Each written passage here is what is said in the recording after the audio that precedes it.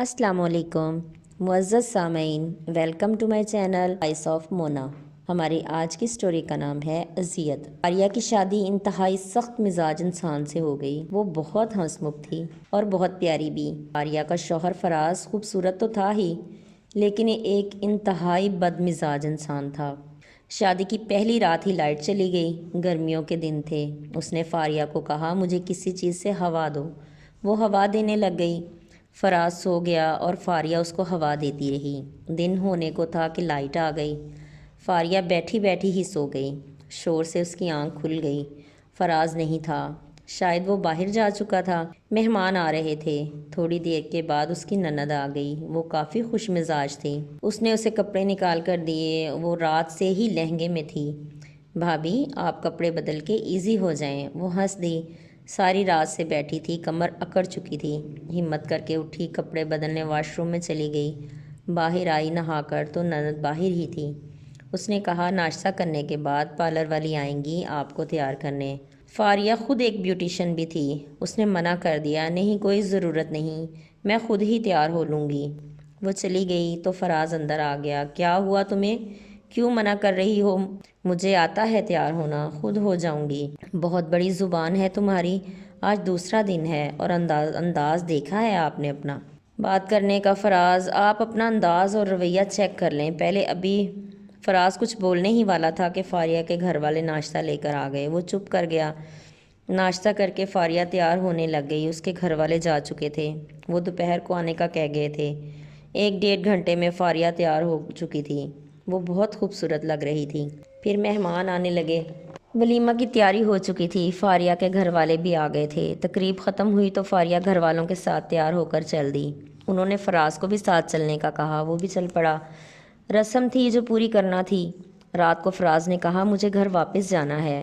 فاریہ کی امی نے کہا، بیٹا صبح آپ کے گھر والے لینے آئیں گے تو چلے جانا۔ فاریہ بہت تھکی ہوئی تھی۔ وہ فوراً ہی سو گئی۔ فراز کو احساس ہو رہا تھا کہ اس نے فاریہ کے ساتھ اچھا سلوک نہیں کیا۔ خیر اب وقت گزر چکا تھا۔ دوسرے دن اس کے گھر والے لینے آ گئے۔ فاریہ بوجھل دل کے ساتھ چلی آئی۔ یہاں کچھ بھی اسے اپنا نہیں لگ رہا تھا۔ انہوں نے اسی دن میٹھا بنوا کے کام کو ہاتھ لگوا دیا۔ وہ خوش تھی کہ وقت گزارنے کا بہانہ مل گیا۔ وہ خود ہی گھر کے کاموں میں لگ گئی۔ فراز اس کے دل میں جگہ نہیں بنا پایا تھا۔ وقت گزرنے لگا۔ فراز کو جب بھی موقع ملتا اس کی حد تک سے باز نہیں آتا تھا۔ اسی طرح وقت کے ساتھ ساتھ فاریہ نے خود کو ایڈجسٹ کر لیا۔ 5 سال ہو گئے تھے۔ فاریہ کی 2 چاند سی بیٹیاں تھیں۔ ایک دن پکوڑے بنا رہی تھی کہ فراز باہر سے آیا۔ اس نے پانی مانگا۔ فاریہ پھر امید سے تھی۔ اس نے کہا، فراز آپ خود پی لو، میں نہیں اٹھ پا رہی۔ فراز نے غصے میں کڑھائی کو ٹھوکر ماری۔ سارا گرم گرم تیل فاریہ کے اوپر گر گیا۔ وہ بری طرح تڑپنے لگی۔ پیٹ اور پیر ٹانگیں جل گئی تھیں۔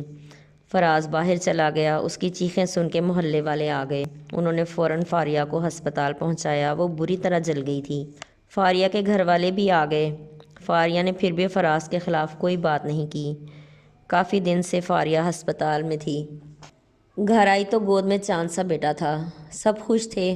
فاریہ نے فراز سے کہہ دیا کہ اب بس، اگر اب تم نے مجھے اذیت دینے کی کوشش کی تو میں تمہاری زندگی مشکل کر دوں گی۔ فراز حیران ہو گیا۔ اس کو کیا ہو گیا؟ خیر ابھی 2 دن بھی نہیں ہوئے تھے کہ فراز نے پھر فاریہ کو مارا۔ صرف اس کو کھانا نہ پکڑانے پر دونوں ہی بری طرح لڑ جھگڑ رہے تھے۔ بچیاں ڈر رہی تھیں۔ وہ بھی رونے لگ گئیں۔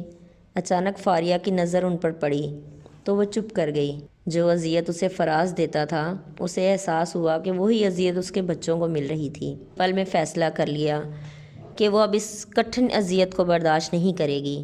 اس نے اپنے گھر والوں کو بلا لیا اور سب کو بتا دیا اور اپنا فیصلہ بھی سنا دیا کہ وہ فراز کے ساتھ اب مزید نہیں رہ سکتی۔ اس نے کہا، جس روٹی کے لیے اس کے ساتھ رہ رہی ہوں وہ تو میں خود بھی کما کے کھا سکتی ہوں۔ اسے اگر عزت نہیں دے سکتا تو اس کے ساتھ رہنے کا کیا فائدہ؟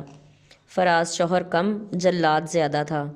اس کا اور بچوں کا جینا حرام کر رکھا تھا۔ وہ اس کٹھن اذیت میں اب نہیں رہ سکتی تھی۔ سب اس کے ساتھ تھے۔ فراز کو اس کے گھر والے بھی برا بھلا بول رہے تھے۔ وہ چلی گئی، ہمیشہ کے لیے، بچوں کو لے کر۔ آج اس کا اپنا پارلر ہے۔ وہ اپنے بچوں کو خود پال رہی ہے اور خوش ہے۔ ملتے ہیں اگلی کہانی کے ساتھ۔ جیتے رہیے، خوش رہیے۔